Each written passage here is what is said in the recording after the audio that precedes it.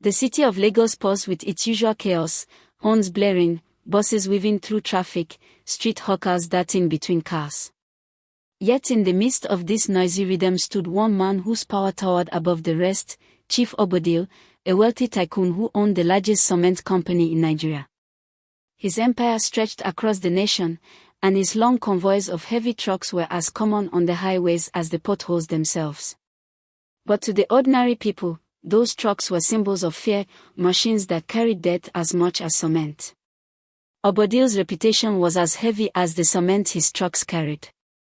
People whispered that every accident involving his fleet was not mere misfortune, it was sacrifice. They said the chief fed lives to the road to maintain his wealth.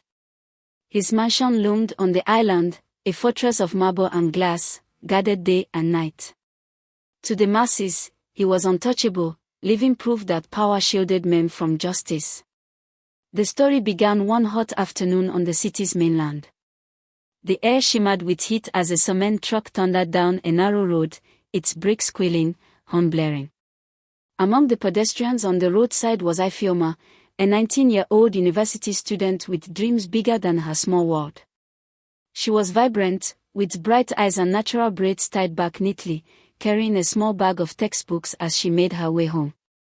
The truck roared closer, its driver fighting for control. People shouted and scattered, some diving into gutters to escape. Ifeoma froze for just a second too long. The truck veered, and with a sickening crash, it struck her, tossing her fragile body aside like a rag doll. The street fell silent, then erupted in screams. The driver stumbled out, trembling, but before the crowd could act, a convoy of black SUVs screeched onto the scene. Men in dark suits and sunglasses jumped out, pushing people back with threats and curses. Within minutes, the driver was whisked away, the truck towed, and Ifeoma's body covered with a thin cloth. Witnesses shouted, but their voices were drowned by the power of money. That night, Lagos buzzed with the news. Social media exploded with videos of the accident, hashtags demanding justice. Yet by dawn, most of those posts had vanished. Accounts were suspended, videos deleted. Whispers spread that Chief Obodil had buried the truth, as he always did. For him, the accident was just another brick in the wall of his empire. But not everyone was silent. Ifeoma's older brother, Chike, a 27-year-old mechanic with grease-stained hands and fire in his heart, swore he would not rest until justice was served. He was not wealthy, nor powerful, but he carried something even stronger, rage born of love.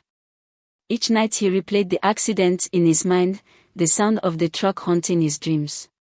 The city moved on quickly, as it always did. Obodil attended galas, gave interviews about his company's commitment to progress, and smiled for cameras. Yet behind the curtain of wealth, shadows lurked. Rumors swirled of secret gatherings, of the chief's midnight rituals in hidden shrines.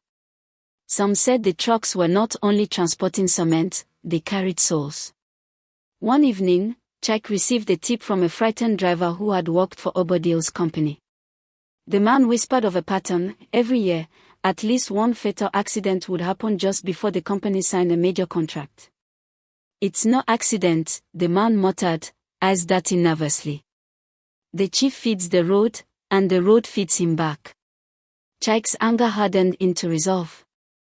He knew the fight ahead was dangerous, but silence was no longer an option.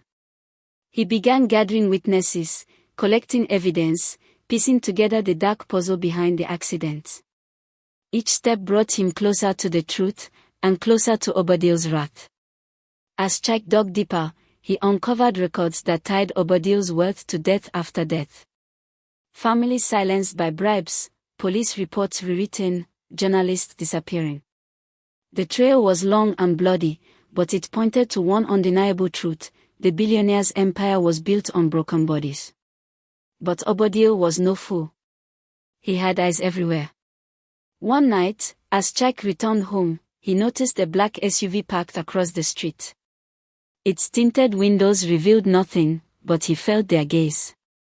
The message was clear: the chief knew he was digging. The intimidation only fueled Chike's resolve.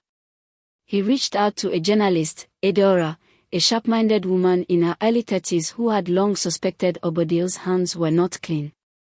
Together, they planned to expose the truth, but they needed something undeniable, evidence that could not be erased by money.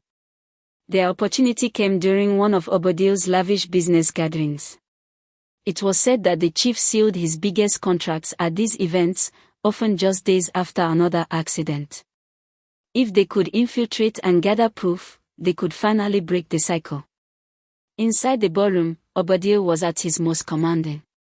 His agbada shimmered under golden lights, his laughter booming as politicians and businessmen praised him. Chike and Eudora slipped in unnoticed, their eyes scanning for anything that would reveal the truth. Their patience paid off. Behind the main hall, they discovered a restricted section guarded by Obadiah's men. Through a narrow gap, Eudora's camera caught a chilling sight: documents, contracts, and a blood-stained ledger, proof of deals sealed with death. Before they could escape, however, an alarm was raised. Obadiah's men swarmed the hallway, faces hard, guns at their sides. Chike grabbed Eudora's hand and ran, weaving through corridors as shouts echoed behind them. They barely made it out alive, disappearing into the Lagos night. Eudora uploaded the footage to hidden servers, ensuring it could not be erased. For the first time, the billionaire's secrets were at risk of exposure. The next morning, the city awoke to a storm. News outlets buzzed with Eudora's footage, showing undeniable ties between Obadiah's company and the trail of deaths. Hashtags trended again, louder this time, impossible to silence. The people were enraged. Obadiah, furious, called a press conference to dismiss the claims as lies. But the crowd was no longer buying his charm. Protesters gathered outside his mansion, shouting for justice, while police were forced to investigate under mounting pressure. The billionaire's grip on power began to crack. Politicians who once shook his hand now distanced themselves. Contracts were cancelled, accounts frozen.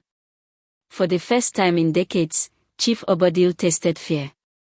But the people wanted more than frozen accounts, they wanted blood for blood. As the case dragged on, angry youth stormed one of Obadiah's cement depots, torching trucks that had once ruled the roads with menace. Flames lit up the night sky, and chants of victory echoed. Chike stood among the crowd, tears streaming down his face as he watched the empire that killed his sister crumble. For once, the road carried not death but justice. Ifeoma's name was on everyone's lips, her story no longer buried. In the weeks that followed, Chief Obadiah was arrested. The court found him guilty of manslaughter, corruption, and ritual practices. His wealth could no longer shield him. Behind iron bars, the once untouchable tycoon became just another old man, stripped of power. Justice was finally served, though the scars of loss would never fully heal. Chike returned to his workshop, hanging Ifeoma's photo where everyone could see it. She had become a symbol of resistance, proof that even the mightiest could fall when the people united.